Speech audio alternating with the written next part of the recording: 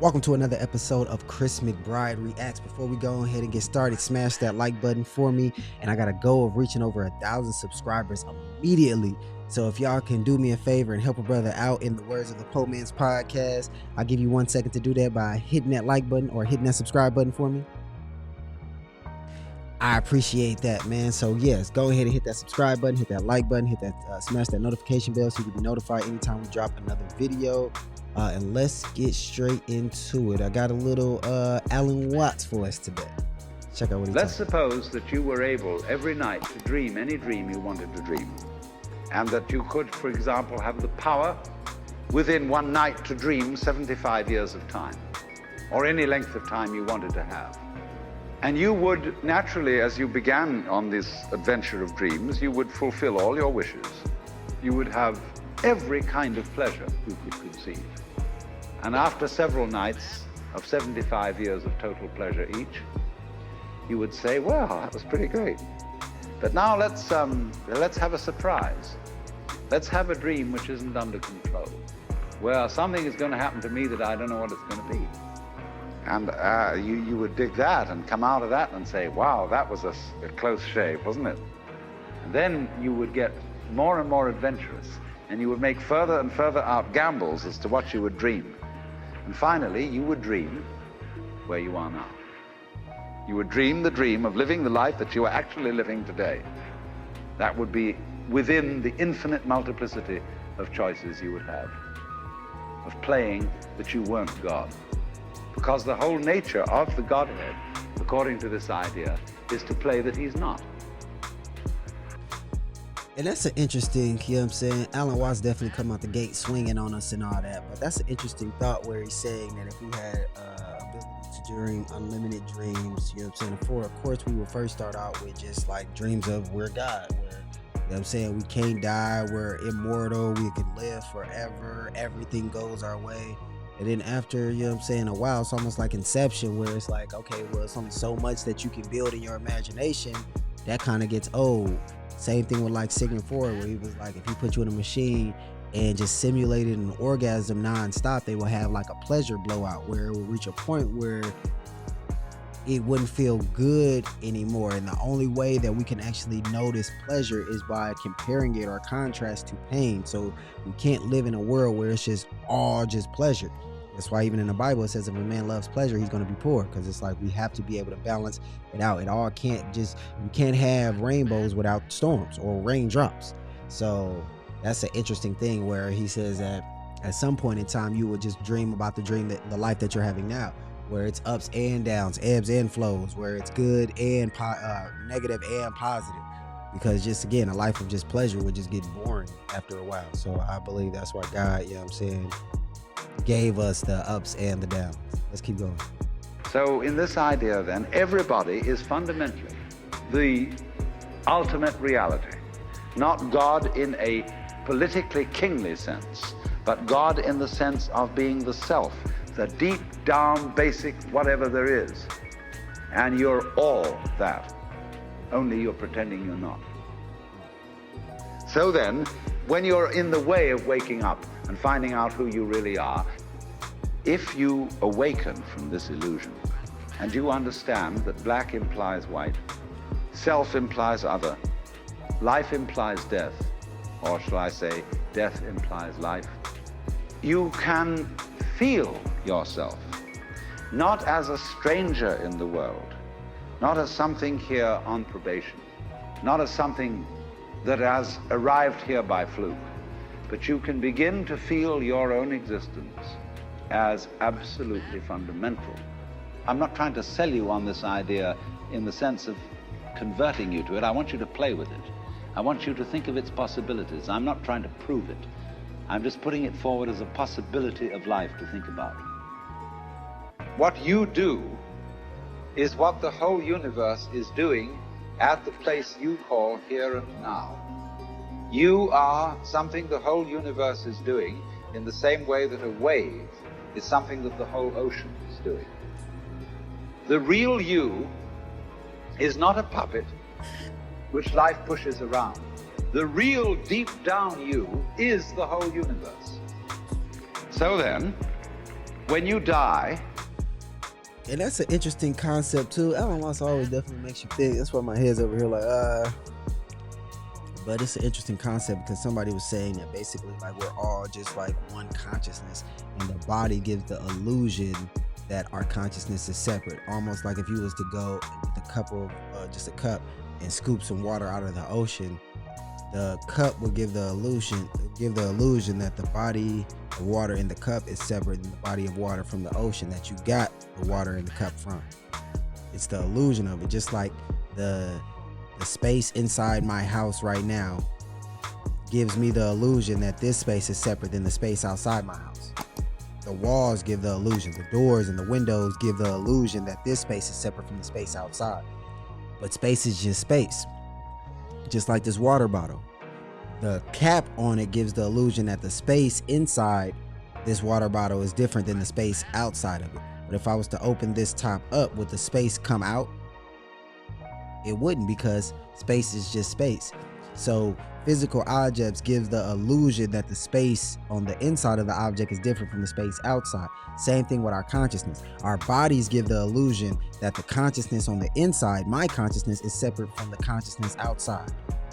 But it's all really one consciousness, just like the bottle of water or the ocean and the cup of water, or the space inside the home and the space outside the home.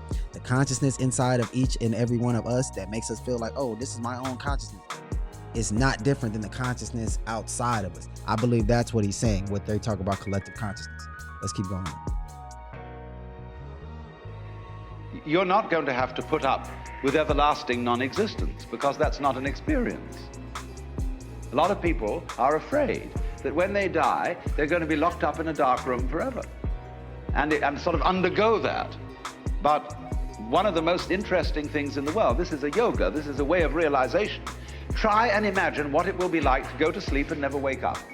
Think about that. Children think about it. It's one of the great wonders of life. What will it be like to go to sleep and never wake up? And if you think long enough about that, something will happen to you. You will find out, among other things, that it'll pose the next question to you. What was it like to wake up after having never gone to sleep? That was when you were born. You can't have an experience of nothing. Nature abhors a vacuum. So after you're dead, the only thing that can happen is the same experience, or the same sort of experience as when you were born. In other words, we all... That's, you know what I'm saying, definitely something to think about too, where I'm just like, sheesh. He's like, what is it like to go to sleep and to never wake up? And then also, what is it like to wake up after never being asleep? So to go to sleep and never wake up, which is basically to pass away. But then also to wake up after never having been asleep, which is to be born.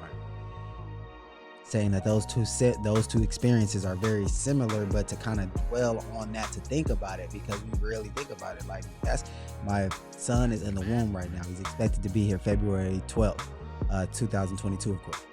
And he technically hasn't experienced life yet and all that stuff outside of the womb, but it's like the first time coming out, it's going to be like waking up after never had been asleep before. So it's just like, that's thinking back into what his experience will be like coming into this world. Got me thinking about my experience coming into this world, and I'm like, that's an interesting concept that he just brought to mind. Same thing about passing away, going to sleep and never waking up. Just Alan Watts does an amazing job of just getting your mind to think in ways that you probably wouldn't have thought, and stretching your mind, because they say once a mind is stretched by a new idea, it never takes back the original shape. So let's keep going and let's see what they talking about. We all know very well that after people die, other people are born. And they're all you. Only you can only experience it one at a time. Everybody is I. You all know you are you. And wheresoever beings exist throughout all galaxies, it doesn't make any difference. You are all of them. And when they come into being, that's you coming into being. You know that very well. Only you don't have to remember the past. In the same way, you don't have to think about how you work your thyroid gland or whatever else it is in your organism. You don't have to know how to shine the sun. You just do it, like you breathe. Doesn't it really astonish you that you are this fantastically complex thing, and that you're doing all of this and you never had any education in how to do it? What is a mind in the grip of vicious circles. Well, And that's another interesting point that he talks about with the subconscious mind. So we got our conscious mind and our subconscious mind. 95% of our behavior is based in our subconscious mind. We got 12 different bodily functions, our respiratory system, lymphatic system, all these different systems that's constantly going at all times. Honestly, when we're asleep, all of our processes are still going with the exception of our conscious mind. Our conscious mind is the only thing that shuts off while we're sleeping, but we're still able to breathe. Our glands are still, that's why you can sweat in your sleep and do all these other things. You can still dream, which is your subconscious mind going. So the subconscious handles all of these things without us giving any thought to them. That's, you know what I'm saying? That's an interesting thought right there. That's definitely something interesting. So let's keep going. Obvious instances that we all know is the phenomenon of worry. The doctor tells you that you have to have an operation, and that has been set up so that automatically everybody worries about it. But since worrying takes away your appetite and your sleep, it's not good for you. But you can't stop worrying, and therefore you get additionally worried that you are worrying. And then furthermore, because that is quite absurd and you're mad at yourself because you do it, you are worried because you worry because you worry. That is a vicious circle.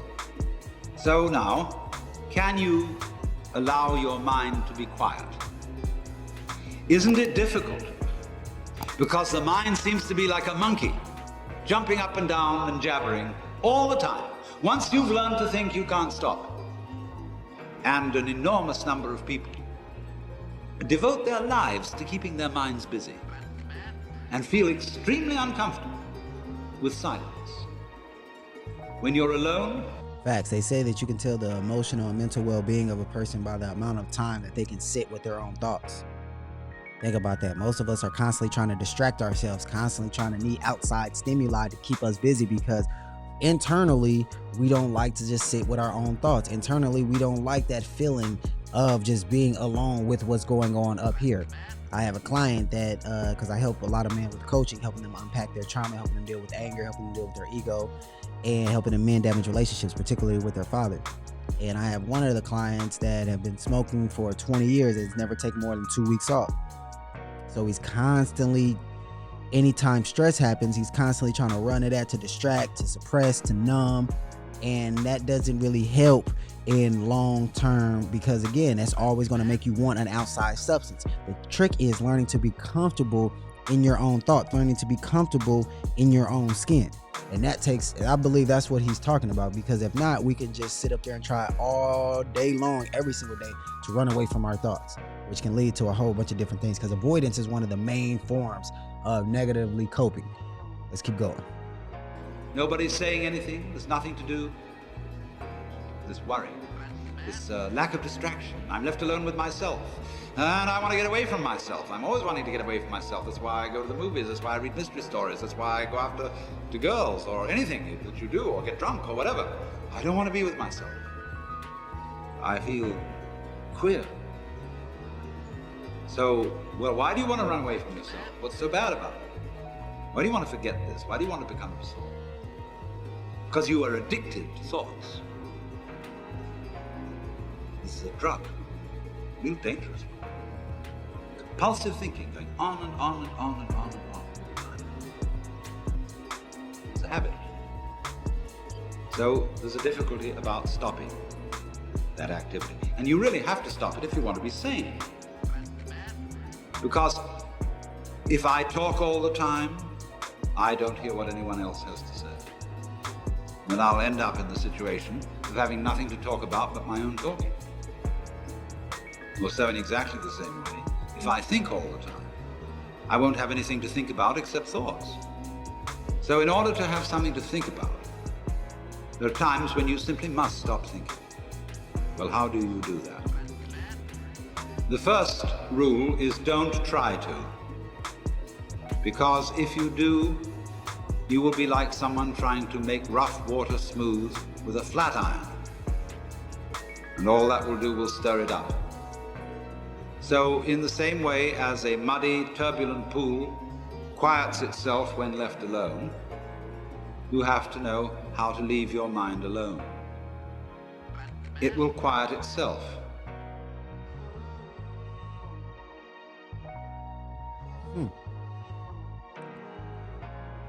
That ended with a bar.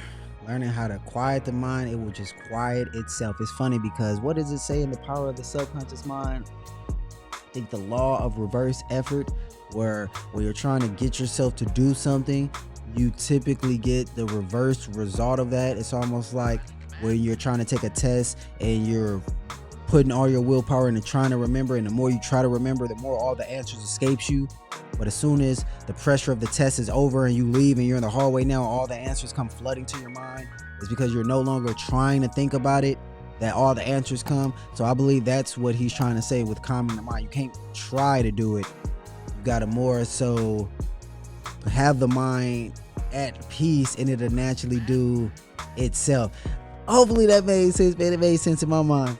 Go ahead and leave me a comment, man. Let me know your thoughts. Let me know your takeaways. Shout out to Alan Watts, man. He's definitely a person that'll get your wheels going. And again, once a mind is stretched too because of a new idea, it'll never go back to its original shape or form.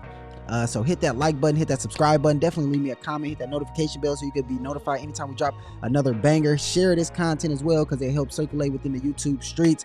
But again, please leave a comment, man. Please hit that subscription button. And until then, y'all keep blessing, y'all keep progressing, because we are out.